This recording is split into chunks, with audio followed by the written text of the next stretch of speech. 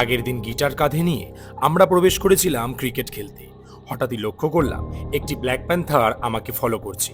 মাঠে প্রবেশ করেই আমি বুঝতে পারলাম আমার মধ্যে কোনো সুপার পাওয়ার এসছে, কারণ মানুষজন আমার সঙ্গে হাত মিলিয়ে আমার থেকে সেই সুপার পাওয়ার নিয়ে নিতে চাইছে। গিটার দিয়ে কিভাবে ক্রিকেট খেলতে হয় সেটি এই দাদা আমাদেরকে দেখালেন, কিন্তু দূর থেকে এনারা বললেন এভাবে ক্রিকেট খেলা হয় না। হঠাৎ লক্ষ্য করলাম কিছু চেয়ার ফাঁকা পড়ে রয়েছে, সেখানে সুপার পাওয়ার ব্যবহার করে আমি কিছু লোককে নিয়ে এলাম।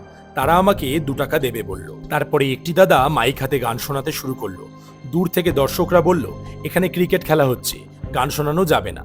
তারপরেই আমাকে কিছু জার্সি বিক্রি করতে পাঠানো হলো। তারপরেই শুরু হয়ে গেল গিটার হাতে ক্রিকেট খেলার এক অদ্ভুত নিদর্শন, যেই খেলা দেখে আমি বিরক্ত হয়ে মাঠ ছেড়ে বেরিয়ে যাচ্ছিলাম। লোকজন আমাকে আটকে দিয়ে বলল, যা তুই বল কর। বল করে আমি হাঁপিয়ে গেছিলাম, তাই জন্য আমাকে রাজুদার পরোটা এবং আনলিমিটেড তরকারি দেওয়া হলো। সেই খাবার খেয়ে একটি দাদা মাঠের মধ্যে অসুস্থ হয়ে বসে পড়ল। তারপরেই আমি গিটার হাতে নেমে গেলাম ব্যাট করতে। ব্যাটে নামার পরেই আমাকে এদিক ওদিক চারিদিকে দৌড় করানো হলো। রাত ঘনিয়ে এসছে।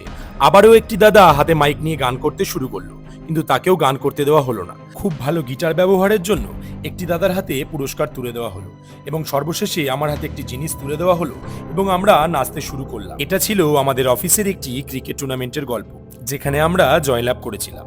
ভালো লাগলে একটা লাইক করে দিও। টাটা।